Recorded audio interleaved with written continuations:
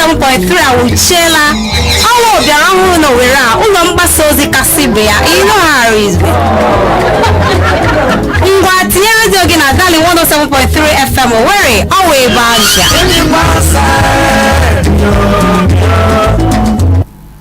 Ọ kụọla elekere 7 nke abalị.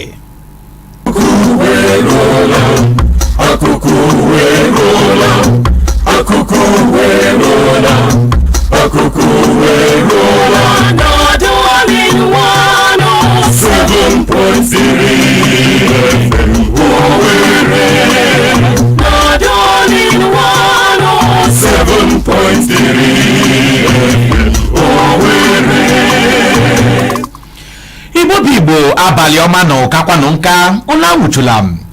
gerenụ akụkọ ụwa nke taa sị n'ụlọ ọrụ mgbasa ozi ọhaneze Darlin 107.3 FM Owerri. Taa bụ Mọnde abalị 18 n'ime ọnwa mbụ afọ 2021 ma bụrụkwa ahịaeke. Dịka njokorowa tikapụrụ n'ikuku nke ugbo abụọ ya ka anyị gbaa mbọ hụ na anyị kpuchiri ihu anyị kwa mgbe weziga onwe anyị n'ọgbakọ ọbụla ma sị na ya ghara ifesasị ya bụ njokoro ụwa. Na mbụ gere n'isiokwu anyị ji mere akụkọ.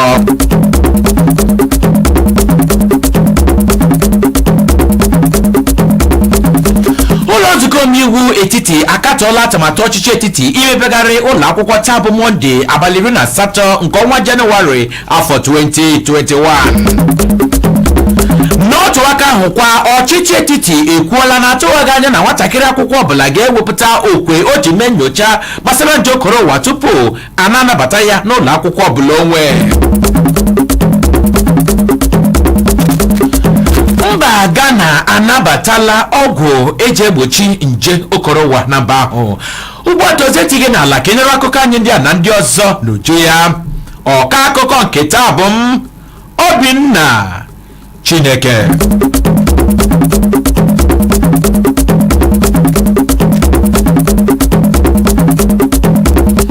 Ụlọ nzukọ omeiwu nnọchite anya ala anyị gba gburugburu ekwuola ka agbachikwuo mmepegharị ụlọ akwụkwọ na ala anyị ruo ọnwa 3 iji hụ na egbochiri njokoro ụwa ifesasị n'ebe ụmụ akwụkwọ nọ ka ọ dị. Otu a gara n'ihu katọ ọchịchị etiti n'ihi adịghị ike ya ime ka ụlọ nzukọ omeiwu ngalaba na-ahụ maka okwu metụtara mmụta mara maka nzọpụ ụkwụ ya imepegharị ụlọ akwụkwọ gba gburugburu n'ala anyị Naịjirịa. Ụlọ nzukọ omeiwu katọrọ ọchịchị etiti kwuo na onweghị ngalaba ọbụla na-ahụ maka ọnọdụ mmụta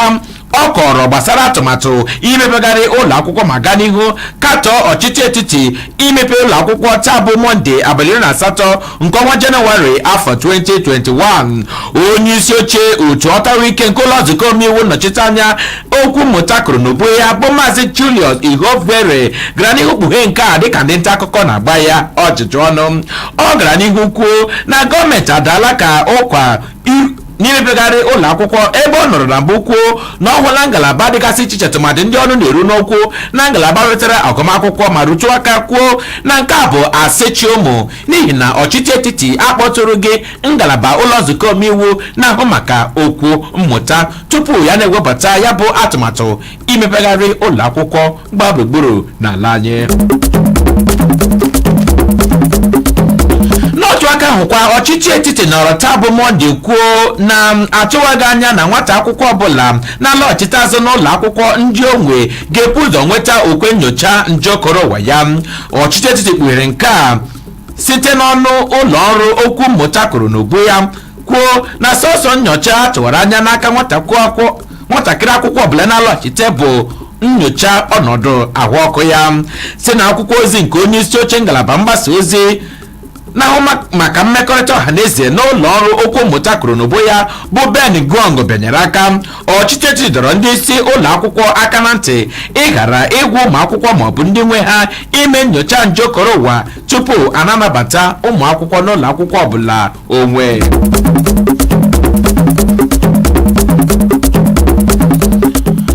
Otu na-ahụ na enwere nkwụwa aka ọtọ nyere ụkpụrụ nkụta ala anyị gba gburugburu nwadị isi kpọrọ Social Economic Rights and Accountability Project SERAP na mkpirisi bekee agwala ụlọ nzukọ omeiwu nnọchite anya ka ọ machie onye isi ala Muhammadu Buhari dịka ọ na-ama amụma ire ọtụtụ ihe akụ na ihe enwenwe ala anyị iji kwado atụmatụ mgbata na mmefu nke afọ 2021. Serap si n'akwụkwọ ozi nke onye osote ụlọ ọrụ ya bụ Kolawole Oluwadare wepụtara gara n'ihu choro onye isi oche ụlọ nzukọ omeiwu sineti ekpe tinyekwara onye ogbe ya nke ụlọ nzukọ nnọchiteanya bụ Maazị Ahmed Lawan ekpe ka ha kwụsị onye isi ala Muhammadu Buhari na amụma ọ na-ama ire ọtụtụ ihe akụ ihe enwenwe n'ala anyị site n'ozi o zitere ha kpọmkwem n'abalị 16 nke ọnwa Jenụwarị afọ 2021. otu ọ gara n'ihu kwuo na ọ ga-abụ ihe jọgburu onwe ya na ọchịchị tụtụrere ihe akụ na ihe enwenwe ya iji hụ na ọ kwalitere atụmatụ mgbata na mmefu nke afọ 2021 rutu aka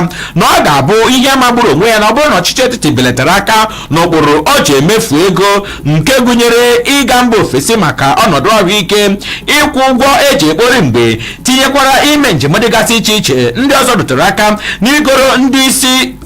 ọchịchị ụgbọala dịgasị iche iche rotu aka na ekwesịrị ibelata nke a iji hụ na echekwara akụ ala anyị Naijiria. N'ilekwasị anya gbasara ịgbaziri mba ofesi ego,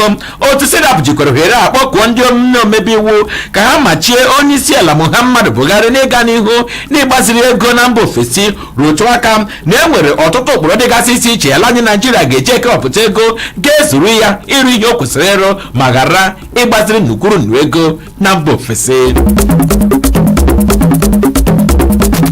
N'ọzọ yiri ibe ya,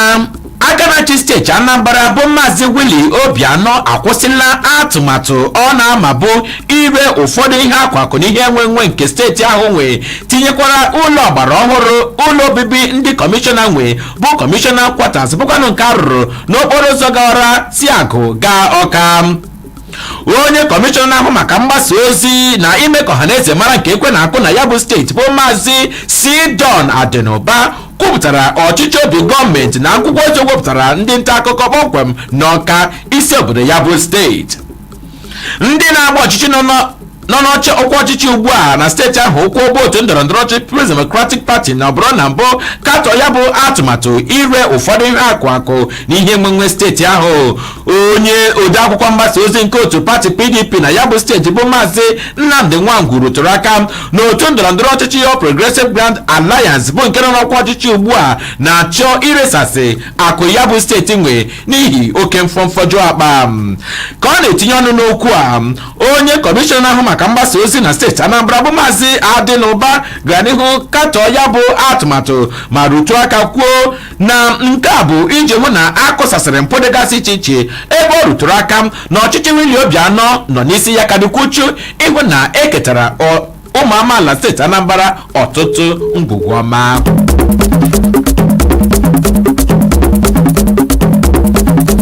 N'ibuturu n'akụkọ metụtara ihe akụ na ihe enwenwe ala anyị na steeti dịgasị iche iche, n'itute n'ụra kepụkepụ a na-aga n'ikuku gbasara ọnwụ nwa amadi a na-anọchite anya ọgbanta vootu ụmụ amaala Aba North na Aba South n'ụlọ nzukọ omeiwu nnọchite anya ala anyị bụ Maazị O.C. Prestige. Ndị ezinụlọ ya tinyekwara ndị ọrụ ya akọwala na nna nnobe iwu a na-anara ọgwụgwọ n'ụlọ ọgwụ dị na Europe. Cheta na enwere kepụkepụ na-aga n'ikuku kpọmkwem n'igwe nzikọrịta ozi ọlọrọ ọhụrụ ụnyaahụ nke kwuru na nwa amadi a arajiela ekwu, mana itinye ọnụ n'okwu a taa bụ Mọnde, ndị ezinụlọ ya katọrọ ya bụ kepụkepụ gbasara ọnwụ ya kwuo na ọ bụ asị ọcha. Ozi a nke Rotarian Chukwu nna m tinyekwara George ezi ikpe oke iyi na ezinụlọ ya bịanyere aka kwuru na ọ bụ ndị ọchangaloko ndị ọbara uru abaghị aghọm, tinyekwara ndị oji akpa eli ozu na-achọ igwuru ebe ha na-akụghị n'ọnọdụ ndọrọndọrọ ọchịchị bụ ya bụ okwu asị akpagharị n'ikuku, ma kpọkuo ụmụ amaala anyị n'ozuzu oke ka ha cheta O.C. Prestige na ekpere maka mgbake n'ọrịa ya oge na-adịghị anya. Ọ ka bụkwa n'oge akụkọ ụwa nke taa ka ị na-ege esi n'ụlọ ọrụ mgbasa ozi ọhaneze Darlin 107.3 FM Owerri. Dịka anyị na-aga n'ihu, mgbe anyị ga-alọchite azụ, anyị ga-ewetara gị akụkọ si mba ofesi nakwa akụkọ ndị ọzọ. Gaanụ n'ihu ige anyị ntị.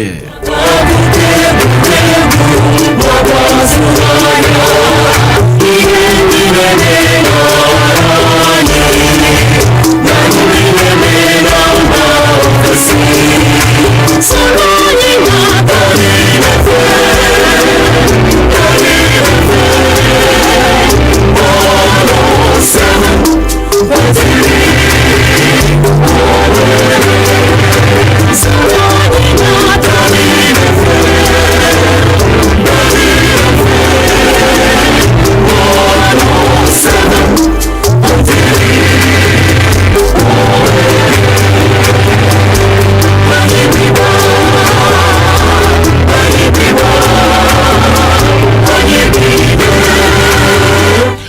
bụrụ ma na-aga ma agarubeghị igbo mụrụ m si na ije ka bụkwa ọgịga akwasụpụ otu ihe ọrụ akwa mma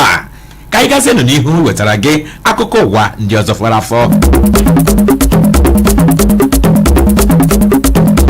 otu jikọrọ ụmụ amaala igbo bụ ọhaneze ndị igbo nke Mike Ibe nọ n'isi ya kọpụtara onwe ha akpụgala otu ọhaneze ndị igbo n'ụlọ ikpe enwere na Buhari na-ekwu ka amachibido nwa amadi ya bụ ọkammụta George Obiozor na ndị ahọpụtara ya na ya n'ọkwa ọchịchị n'Owerri bụkwanụ nke nna ya nwodo nọ n'isi ya ịkpụgharị onwe ha dịka ndị isi ọchịchị ọhaneze ndị igbo gba gburugburu ma ọ bụ chi aka ịtụga mkpọrọ nga mkpụrụ ọka.